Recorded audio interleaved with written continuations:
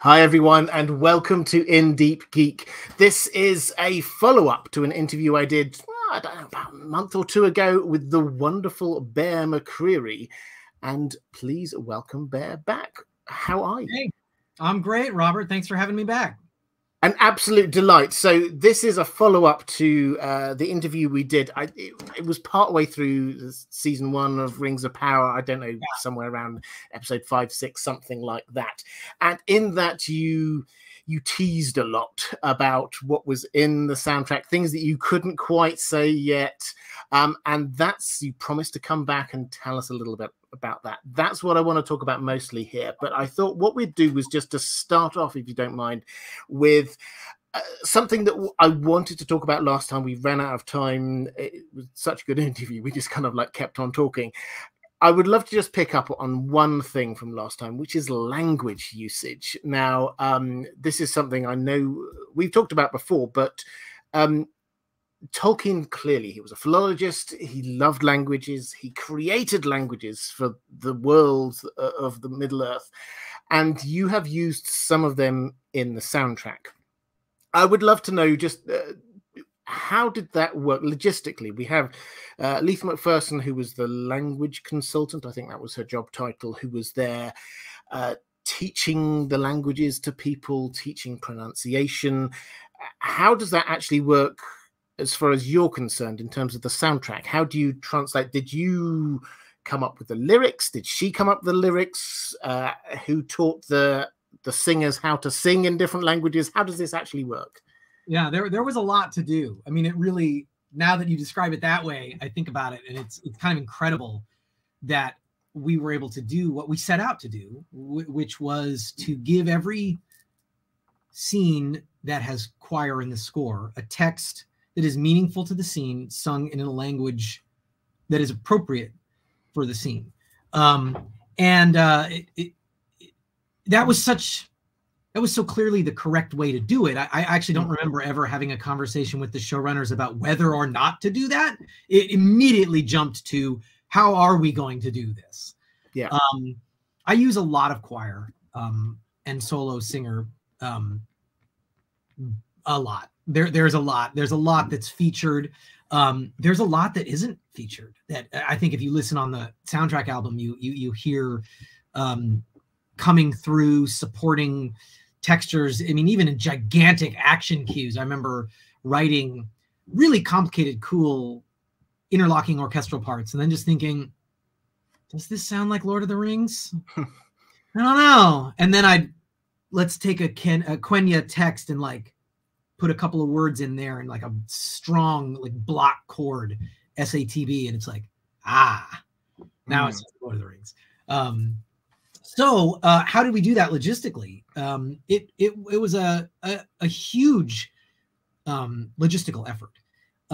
There was a person at Amazon named Griff Jones. I don't know if his name has come up. He's sort of like, in many ways, he was like the lore consultant. He knew so much about the lore. He was our first stop expert. He also knew what we were allowed and not allowed to use.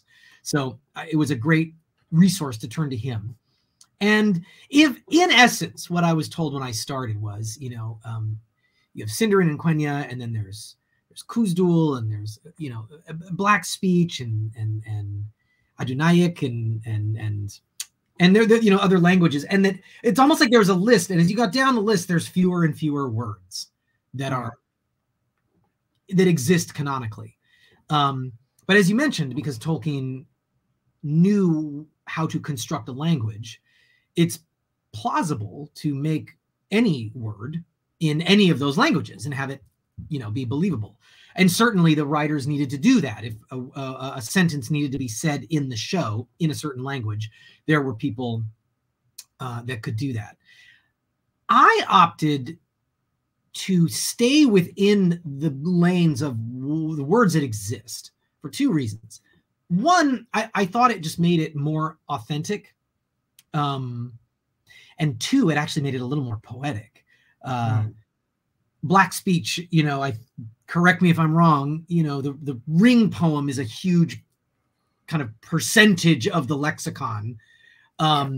And for the story of the Rings of Power in the Second Age, every word in that poem is appropriate and cool. And I didn't need to say anything else, though I could have. I thought it was neat.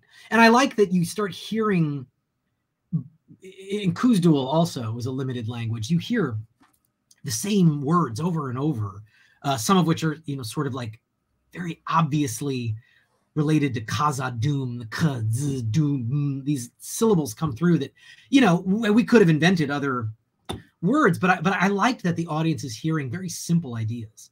So that's my headline, Robert. Very simple ideas. I ended up with a document here of all the words that were sort of like appropriate, or in some cases, all that exist that fit this description. And then as I'm writing, I started just throwing in markers. I would say, use these words, or I would say the language and the vibe is generally heroism, sadness, longing, sacrifice. I would, and then Brian Clays on my team would be the next person who would take these ideas,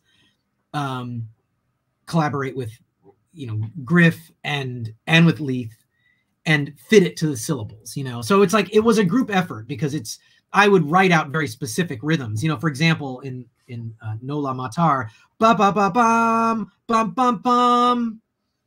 It had to be that. It couldn't be da da da da da da da da da. You can't add syllables. It's got to be really strong. So that's a textual, linguistic, musical, narrative collaboration between all these different people. And then the last step leading into recording, Leith would record it. For each line in every cue, she would record how to say the line. And then those were loaded into a Pro Tools session, so that the choir would hear every line, and then they would practice it and sing it. That means I could release, if I wanted, an alternate soundtrack that would be about 8 hours long of Leith saying every syllable very clearly and slowly. And I thought, I don't know, there might be a market for that, I think there is, quite a niche market, but I think there probably is. So that's a spoken word, yes, everything that is sung on the soundtrack. Yes, and the point is that it's only a reference for the choir to learn.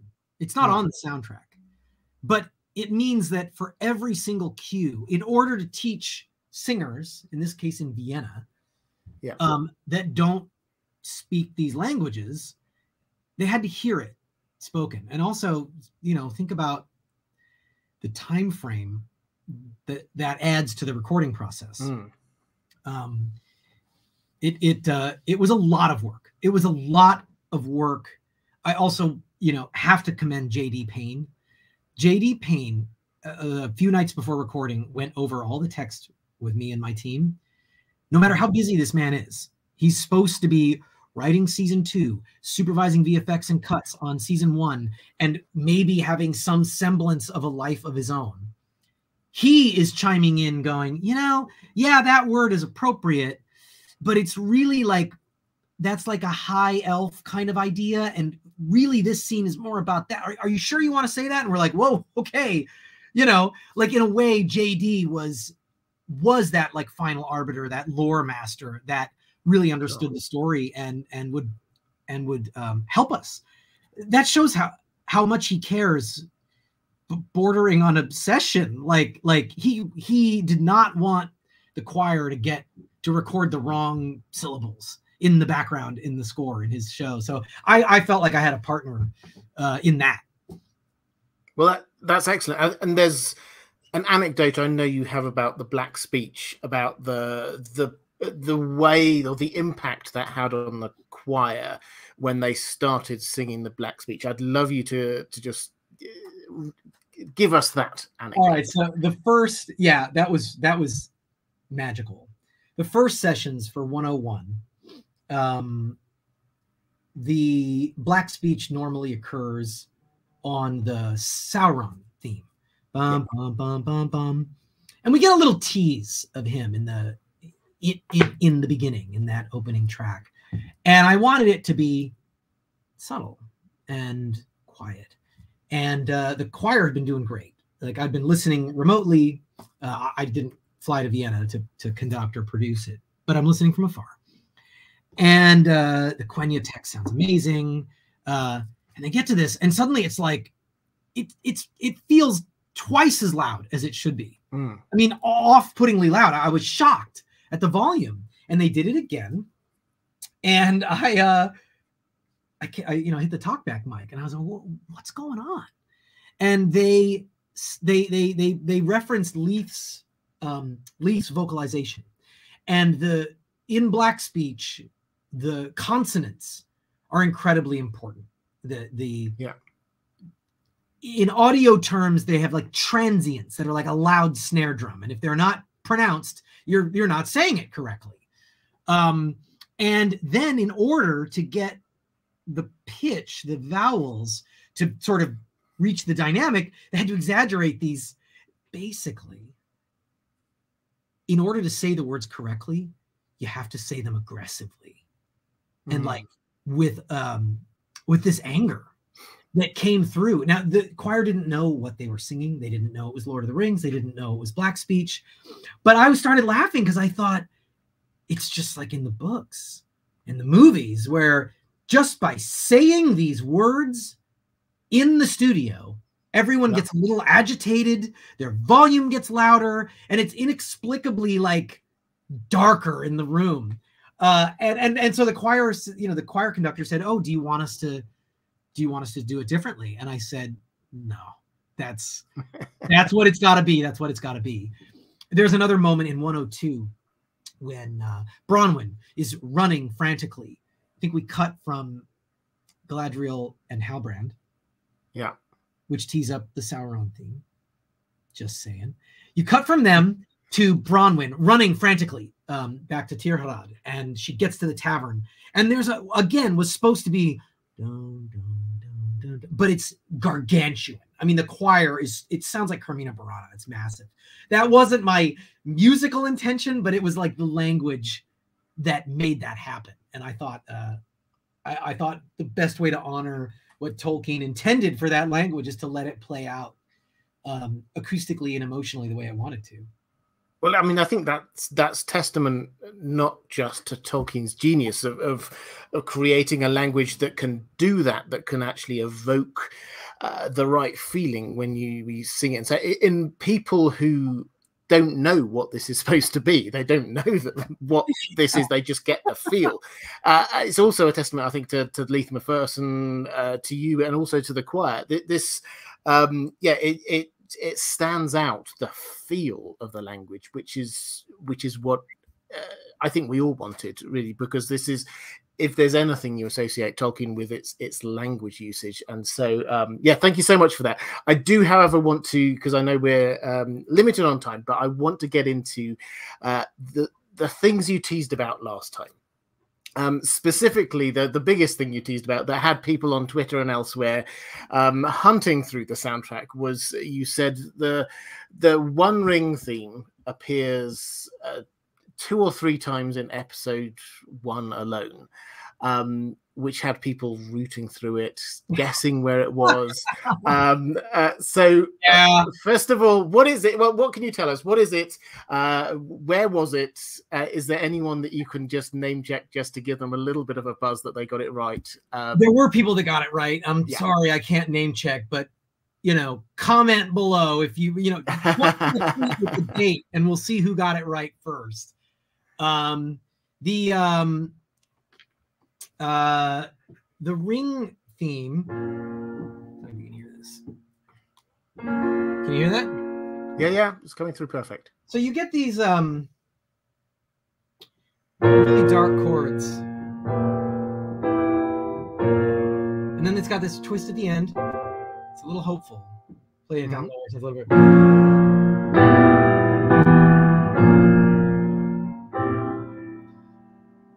This, I think, over the main title in a different key, it would have probably been a D. It would have been like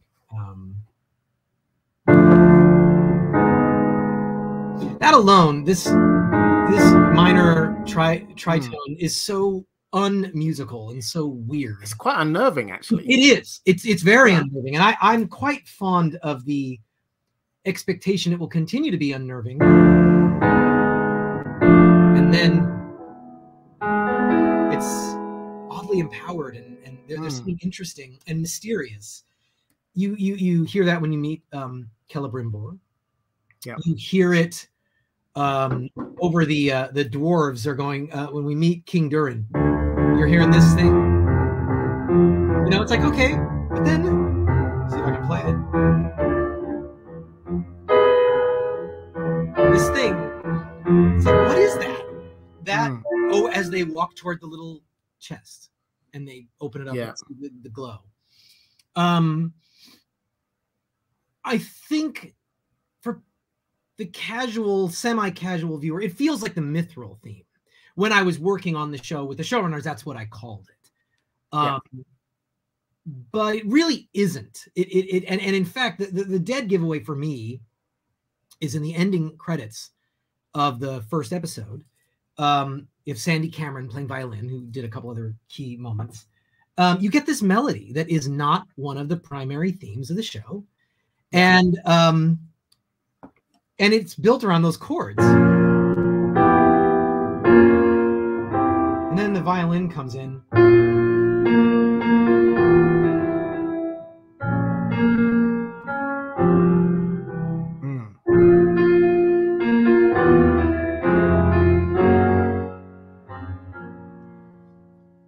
To me, that is a vocal melody.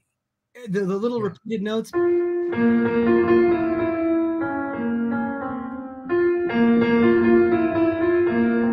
It's weird. It doesn't sound like an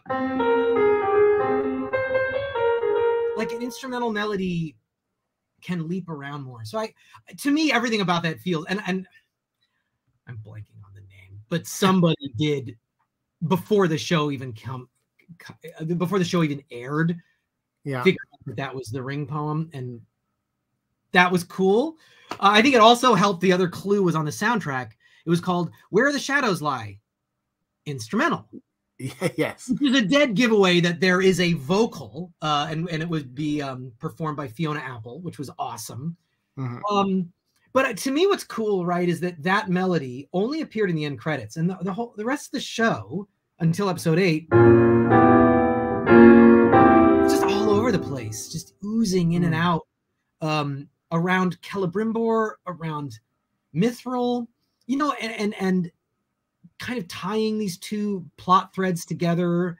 And then in episode 8, when they start really making something, you know, they're forging something that leads to the rings. It's the first time, I think the first time you hear the melody again, and the first time you hear the melody in the body of the show, not in an end credits, is when she says, no, we're not going to make 2, we're going to make 3.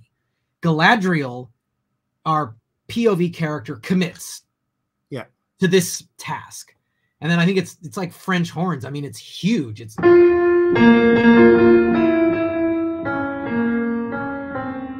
and I think that's cool because it tells it tells the audience, like, oh, this could be a big Galadriel moment. It could be a big Elrond moment. What is this?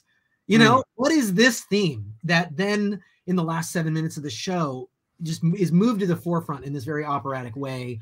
And then it's like, as if anyone hadn't pieced together what that theme was, when we smash to black, you hear an incredibly skilled, famous artist with an incredible voice. You know, Fiona Apple comes in and such a strong voice. You know, so that's the story of the Rings theme. And that will now play out through the next 4 seasons of this show, maybe with some tweaks, but that's the theme which we're going to be hearing when the One Ring is forged, when the One Ring is used in the future, that kind of thing. That is very likely. That is okay. I can say that is its intention now. I mean, without having seen the hypothetical footage we're talking about, who knows? But what I love about it is it's in the text. Yeah. And we see, I mean, I I actually kind of wonder, like, to the casual, like, let's say extremely casual fan who hasn't even seen the movies, younger person who just missed them and is really into the show. Wow, there's 3 Rings of Power. There they are. There are the Rings of Power. What a great season finale. And then Fiona Apple comes in, 3 rings for the Elven Kings, 7, 9. Like, there's more. Like, it in the text itself is the implication that, like, when we see more rings, like, this piece of music is keyed up to be associated with that. Sure. And I want to come back to the sort of the Easter eggs we might have missed in season 1 in just one second. But one thought occurs to me is that the way this story was presented was in a kind of mystery box style-ish, in the sense, season 1 at least, in the sense that we were placed in the middle of this mystery, a number of mysteries. Who is Sauron? What's going on with Meteor Man, etc., etc. Rather than just a sort of let's go through from beginning to end, it was like a let's explore this world from the inside out, which does mean that these kinds of things are unraveled as we went through the season and we learned the identity of certain characters, etc. But also there might be more coming in future seasons. I'm not asking for spoilers, but have the showrunners given you, do they just give you 1 season at a time, or do they, in terms of letting you know the themes for the music, or are they letting you know the bigger story, all of these other layers that are going to be unraveled? So when you're coming up with, and this is where it ties in with the music, when you're coming up with a theme for a person, for example, are you doing that with knowledge of what happens in season 1 because you've seen the season 1 scripts and maybe some of the scenes or whatever, or are you doing that with the knowledge of, oh, this is going to be happening to them over the next 4 seasons? The answer to both is yes. I'm definitely have a lot of knowledge about where the whole show is going. I mean, that is crucial. And I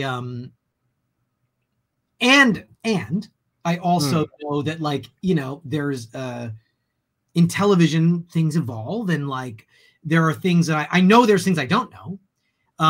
But also where there are things I need to know, the showrunners generally let me know, because I can't really do my job otherwise. Yeah, you know, and in a way it makes it possible for me to dial in like the experience I want the audience to have. At the end of the day, my job first and foremost is to make sure that every single scene works. Like, really. Then how do they work across an episode? How does it work across the season? How does it work across the show? And then hypothetically, how does it work across connecting to the Peter Jackson films if someone wants to watch them that way? These are all things that are on my mind. But I don't mean to draw too much emphasis to like the big picture, because at the end of the day, if those steps don't work, if the music doesn't satisfy those steps that I described in that exact order, then I have failed. Meaning I could have a thing that plays out great in season 5, but if in season 1 you don't understand how to feel about a character in the scene that they're in, I'm not doing my job. So it's sorry to interrupt. So for to pull one, I mean, it's not a hypothetical example. It's an example which is almost certainly the case. At least one of the characters we know, probably more, but at least one of the characters we know will become a Nazgul. That's almost certainly the case, because we know that the 9 rings will be distributed, and just for good storytelling, they're not going to give them to 9 complete randos. At least one of them. And also, you're assuming, as I do, like, one of the great things about this show is to fill in things that are actually empty, like who those kings of men were. I mean, that that to me is like, just as a sidebar to what you're saying, like that's the thrill of the show. That was one of the first questions I asked on my first meeting, like before I was hired, is if we were going to learn this. and or get a hint at this and explore it. So I didn't mean to interrupt you. Finish your question. Well, I mean, it was the obvious end to my question, which is, so to take the, and again, I'm genuinely not asking for spoilers. I'm just trying to understand the creative process here. Have they, for example, told you this character here is going to take a dark turn? This character, watch out for this person because they will end up in contact with the Ring of Power. Is that the level that we're going down here? Yes, those are the conversations that I have, and I think that more than almost anyone on the show who is not a writer, I am involved in those conversations. I remember reading Charlie Vickers recently talking about his twist and how he was cast and he shot his scene in episode 2.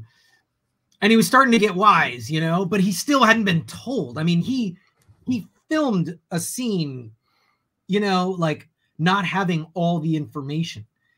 Now, in that case, it made sense because he needed to be the present version of that character. But for me, I can't do that because if I plant a theme for that character and then it's like, surprise, I don't know that I can twist the theme where I want it to in a satisfying way. And by the way, I totally can. I did this all the time on Battlestar Galactica. All the time. All the time. I imagine. Heroes that were like, oh, I get it. It's Starbuck. Dun, dun, dun, dun. And then in episode 8 of the first season, she's like torturing a guy almost to death. And you're like, dun, dun, dun, I don't know how I'm supposed to feel about this. Baltar also they ended up with multiple themes, truly. On Battlestar, the protagonist ended up with multiple themes for exactly what you're talking about.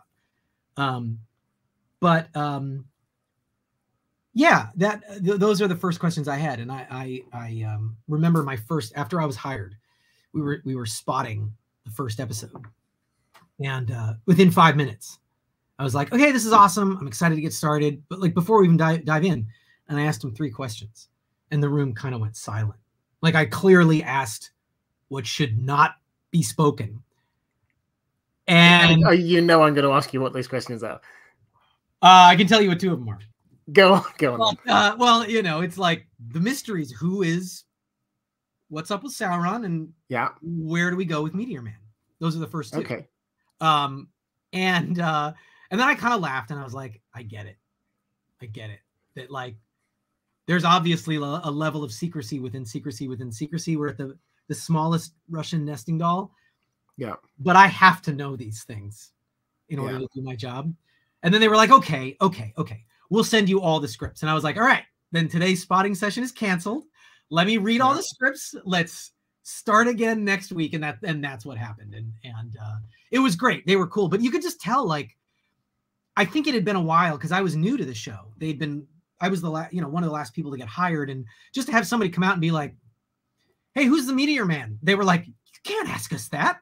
Everybody knows you don't know who that is. So I realized like, oh, well, I'm just going to ask, They were cool though. They were really cool. It was just funny. Excellent. Well, let's bring us back to season 1 and a few of these other mysteries. So Halbrand, Sauron, how did you, because as you say, Charlie Vickers didn't even himself know for the first 2 episodes of shooting that he was Sauron, which is like that blows my mind that he just like signed up for this thing and then suddenly discovered that he's the biggest baddie in literary history. But okay, fine. How do you deal with that as a career change? But what is it in Halbrand's theme? For most of the season, he's just Halbrand to the audience, and then he becomes Sauron. What did you do that I've read online? You like turned the theme upside down or something. What does all of this mean? Yes, I wrote all the themes at the same time, and I've talked a lot in the past about the challenges that presents making 15 at the time, ended up being 17, 15 themes that are distinct. In my blog entries, I really emphasized, how do you make them different? How do you make them different? How do you make sure that they don't start with the same interval, they don't use the same instruments, they don't share the same musical intention, narrative intention. Those are like my 3 categories. All right, but the thing I didn't talk about in my blog, the challenge wasn't making them all different. There were 2 that needed to be similar. How does that work? And the Sauron theme and the Halbrand theme needed to be related enough that at the revelation at the end, you would feel like it was a surprise, but also that it was teed up, and that you intuited, at least on the musical side, you intuited a connection that your background processing brain is like, okay, yeah, there, of course. So I couldn't have them use the same color instrument, meaning Halbrand had a scratchy nickel harpa and a Hardanger fiddle, 2 Nordic folk string instruments that evoke the Southlands. If Sauron's theme used those same instruments, and it was the only other thing to do so, it would be a dead giveaway. So that's not it. Narrative intention. Okay, Sauron's theme is sinister and twisted and evil and deceptive. Halbrand needed to feel mysterious but noble. We really were leaning into like Strider here, like in like when we meet him.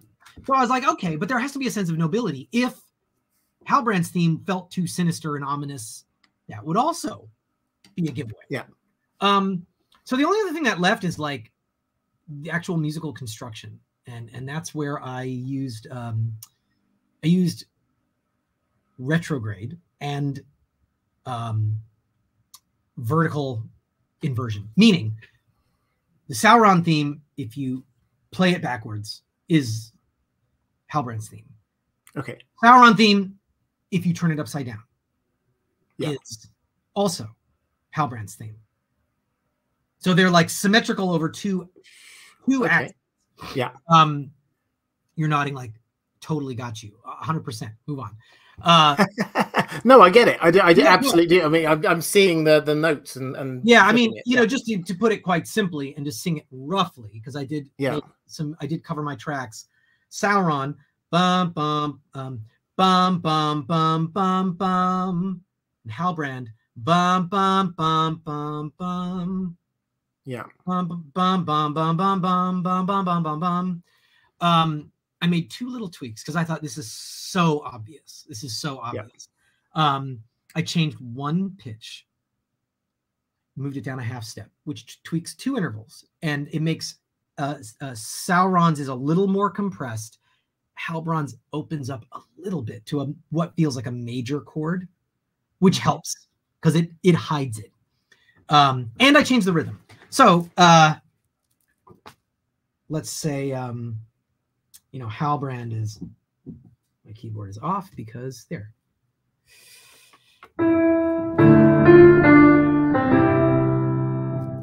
Let's see my hands.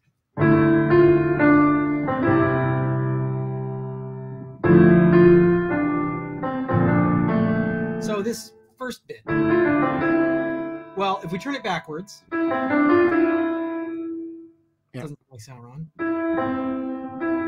This is like this major, wider interval. What if we make that smaller?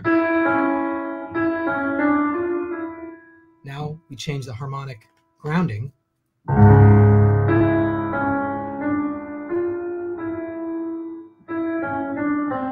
That's Sauron's theme. So by changing, you see how it feels so different. The emotional context is so different that I think most people aren't going to think those themes sound the same. But there's one other thing that it does. I like to have leaps in heroic melodies. Honestly, in all melodies. I plan it out where the second note in every theme goes to a different interval, goes to a different place. So you know right away in 2 notes, you know that's Galadriel in the context of Lord of the Rings. Or the Stranger.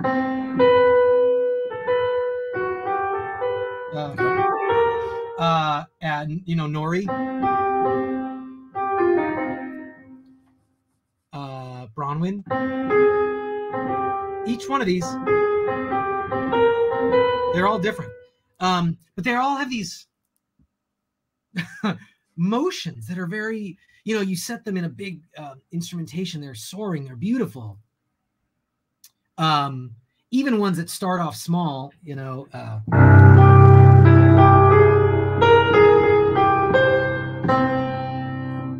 da, na, na, na, na, huge octave leap. All right, Sauron's not like that. That's my point, saying that antagonist themes are small. It's literally like circular. It's like a ring. I mean, if you look at my hands playing it, I'm just drawing circles right around these pitches over and over and over. And automatically, in context, in comparison to Galadriel and the Stranger and Numenor, all these other things, his theme feels like tight and dissonant. But that is shared with Halbrand. His melody, even though it's noble sounding, it's small. It's the only heroic theme in the show that is that. And I go to a lot of instrumental and arrangement tricks to expand it out. And I wrote a B section that does open up just to like hide this, you know, that if the entire time you're just hearing, it's just after a while you're like, what's up with this guy? How come he's not, you know, or something, you know, it's like it. So to me, that's the big giveaway. Even if you didn't understand that Halbrand's theme and Sauron's theme are the same, something's up with Halbrand. He felt wrong quite early on. Yeah. Yeah. Now, with all that said, did any of that translate for you? Did you pick up on any of that? Well, I definitely, as I say, something felt wrong early on. Just as a viewer, because I mean, I'm an informed viewer. I know a lot of the clues to look for. So by and you saw many of them, by the way. I enjoyed your videos. I mean, just the writers and the production design and everybody else put in there. But that's why I kept going like, oh my God, he's going to call me out because it's so obvious. But I mean, I'm not enough of a music expert to call out the specific that. I mean, I can remember at one point, I can't remember when somebody pointed out the Halbrand Sauron being backwards. And it said, and again, as you said, it was with one slight tweak. And it was like, yeah, that makes absolute sense. That ties in perfectly because he never felt heroic to me. That's the fit. And again, this is partly the actions, and it was like it felt like they're trying to present him. And when you're saying Strider, he gave off huge Aragorn vibes. Yeah. But the way that he came across right from the beginning was he's shifty. He's not wanting to admit a lot about his past, and there's a secret. And you called it his first line in the show. Yeah. His first line in the show is "looks can be deceiving," which I thought was cool. Exactly. And then his second line in the show was something that Galadriel in The Lord of the Rings quotes back. So it's like this isn't just some rando character. So I think was the first line, wasn't it? And then the looks can but it was all in that first scene where it's like, yeah, who's this guy? You know? Exactly. Yeah. That worked. I think that worked. I mean, I had my own issues with the whole mystery box approach, but I think in terms of guessing who these characters were, I had a huge amount of fun with that, I have to admit, just trying to work through. Halbrand, I did get relatively early on. I kind of figured that one out. The one that I guessed wrong initially and then changed my mind and then sort of figured it out was Meteor Man. Yeah, you guessed that one wrong, bro. I don't know what else the to say. Stranger. Well, I know. Hands up on that one. It would have been cool though. I remember watching it, being like, "Yeah, no, that would be interesting," you know. Well, I mean, I hope for those who are just watching this and didn't watch those other videos, after episode, I think 3, I came out and said I think this is a Balrog, and I stand by the fact that I think that the clues in those episodes were pointing that way, but I just called it a little bit too early. Amazon had released in the Comic-Con trailer the image of the Balrog. We knew it was coming, so it also like it you know, we did see it this season. So in that regard, it's like you were definitely right to assume that we're going to see it at some point. Why not connect these pieces? Well, absolutely. So I'm holding up my hands on that, but I would love to know, this was something. So the final reveal, this is an Istar. This is heavy clues to Gandalf. Yeah, I would say the reveal is the Istar with heavy clues. That's how I read it. And to be honest, like, this is where I know what I need to know, and I haven't asked, like, because for me it's like, I want to know, what am I trying to say? Yeah, like that. It's like that reveal is really what really matters, is the reveal of like what he is, less so who he might be. You know, that, at least that's the way I read it emotionally, that it's like, this is a story of a thing that's dangerous and can't control its powers. Is it a force for good or ill? And that is ultimately what that story was about. And so it'll be interesting to see as the show goes on, where it goes from there. So this is one of those things where you don't have the full information about where this character is going to end up. And the only reason is I didn't ask. Because what I needed to know was, like, what do we know this season? I basically needed to know, is this guy good or bad? Because I needed to write a theme that started off very mysterious, but would veer off in one direction or the other. Do you know what I mean? Whether or not he is literally a character that we know or one that's been alluded to, I that doesn't matter to me. So that's where I try to preserve some sense of like fan excitement and curiosity. Do you know what I mean? Like, because at a certain point, it's like, it wouldn't change my job. You were a blue wizard. You know what I'm saying? It all that matters is to Nori, he's Nori's friend, and he does the right thing at the end of the day. You know what I mean? So the music is written effectively from Nori's perspective here. Well, and this is which is our perspective. Yeah. It's like his theme is very mysterious. Also using I'll just play it instead of these interesting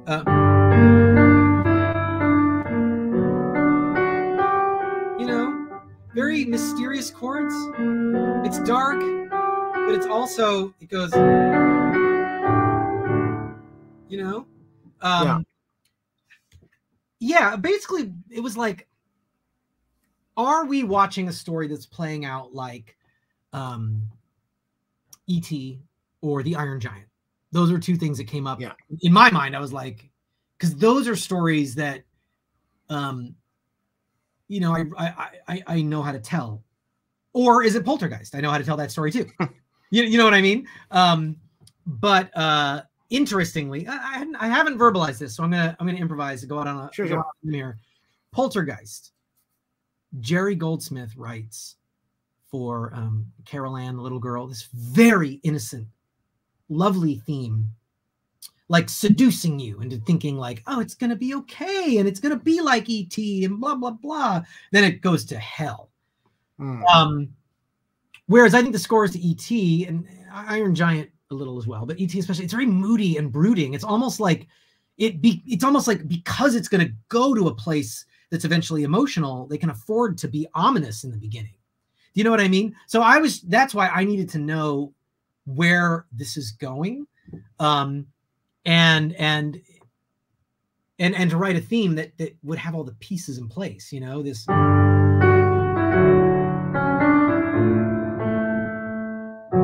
very moody. You know, and get it again. Right, dark until.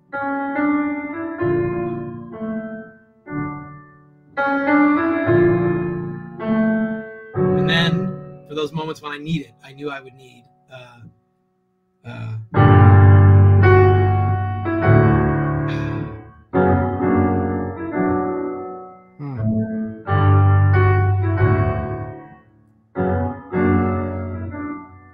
I knew he could be a hero if he needed to be.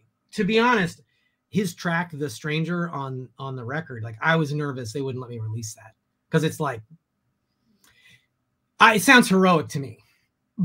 It does, and but with layers, I think is the thing. That's what I did love, that kind of the bit you just played. The first bit is just that first line just feels like this is an intriguing character. Yes, there's heroism there, but this isn't just a clearly heroic person. There's something with a bit of depth there. One thing, like, yeah, I was just gonna say, like, I think that this was where I had to put in legwork to have themes that could ride that line, where you know, the story of in the original trilogy, as you've mentioned, other people have mentioned, it's just much more straightforward. So it's like when Howard Shore wrote the Fellowship theme, I mean, it is not nuanced by design. You know what I mean? Like, there's like these sort of moral compasses in the score that just tell you everything you need to know. And one of the things that's what you love about it is that, like, even in places that are completely compromised, when we come into Rohan, it's like, oh, we're hearing that beautiful theme. This place is awesome. And then even though when we go inside, it's like, wait a minute, like, Saruman is controlling this place. You know what I mean? Like, but because of the nature of the story, Howard was able to put these really clear beacons. And I think that's one of the reasons people love the score. And I got to do that on other themes. I'm not saying I didn't get to do that. But The Stranger and Halbrand were definitely two places where I had to know where they're going. Because just those notes and those chords, like, I had to have the pieces in place to be able to I had to know I would be able to get where I needed to be at the end. Excellent. One thing I do need to ask you about, obviously, before you go, is season 2. Now, they've started filming it at the time of recording. They've been filming it for, I don't know, a month, maybe even a month and a half now. Where are you at in this process is basically what I want to know. And how does this compare to season 1? Are you working on this already? Have you got scripts? Are you playing through it? Are you seeing things? What's the situation? All of the above. Yep. So I am excited to be back on. When I finished writing season 1, I spent 6 or 8 weeks putting together all those soundtrack albums. Then I did Comic-Con. Then I did London doing these performances. Then I spent September writing blog entries that are going to release next year. I'm going to release them in the new year. 8 episodes, 8 blogs. I'm going into details on every episode beyond what I've done in the blogs that I put up. And then the day that I finish those, which is truly when season 1 was finished, I am done with it now. I got scripts for season 2. So I literally did not have a day off. But yeah, I mean, you know, what can fans expect? I think season 2 is better than season 1. I feel like season 1 was laying necessary groundwork. Let me put it this way. I view our story, I superimpose it over the structure of the Lord of the Rings trilogy. I don't know, number of seasons. All I know is that, like, the number of episodes I'm hearing is like, between 40 and 50. Yeah. More or less, we are, through our story, if you were to superimpose that on the Lord of the Rings trilogy, we just got to Rivendell in the Fellowship of the Ring. It's sort of the end of book 1, like, meaning halfway through Fellowship.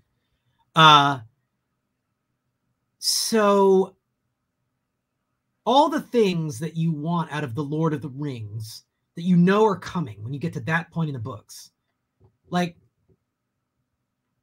there's some cool things coming, you know, like, and or sort of conversely, like the first half of Fellowship is about setting the stage, you know, and in a way that itself is a slow burn.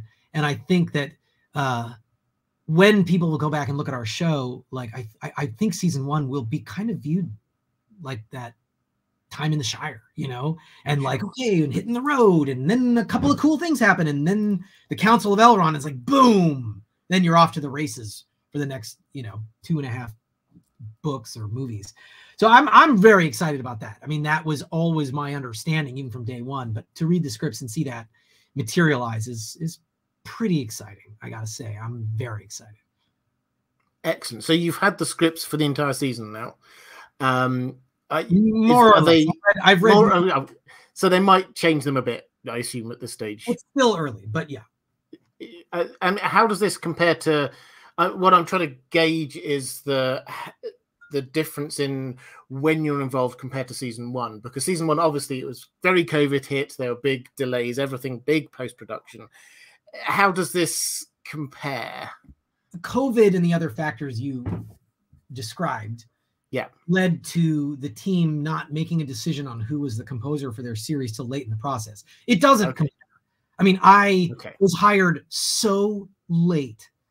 I had insufficient time to do season 1 based on what you would sort of expect if you want someone to generate 17 themes and hit the ground running and like map all this out. You know, I did this in 9 months. I did the first season in 9 months. So yeah, the fact that I'm on already and I'm already writing music, I'm already involved in music that is needed now, is a huge change. And I think that I'm able to pace myself differently. It's going to be cool.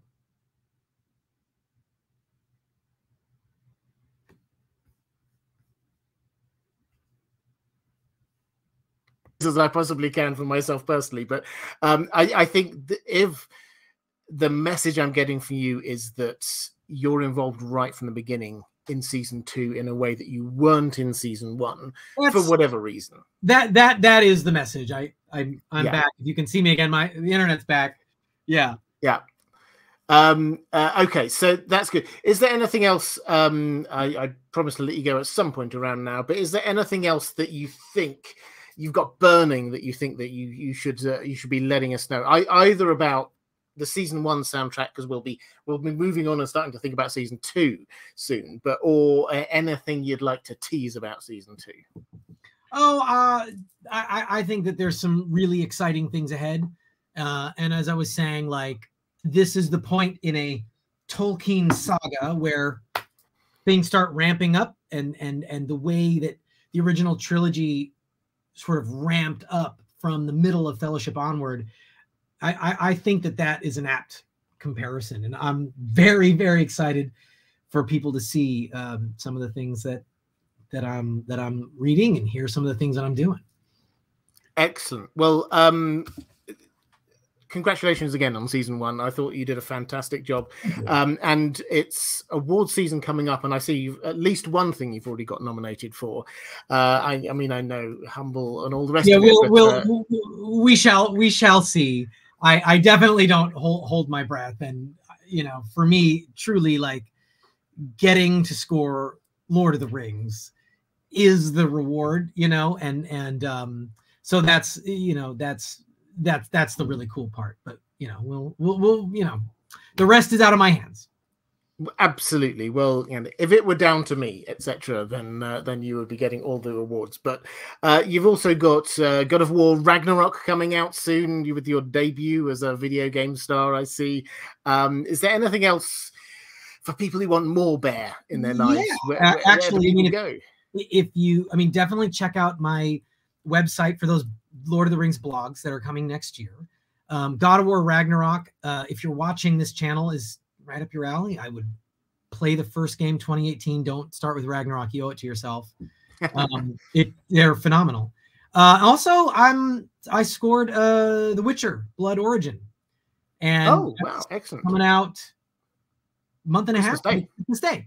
So I had a lot of fun playing around in that sandbox, and it's a very different vibe than Lord of the Rings and God of War. So I'm excited to be able to sort of write music for all these fantasy worlds.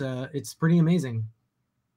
Well, that is absolutely fantastic. Well, thank you so much again, Bear, for coming on.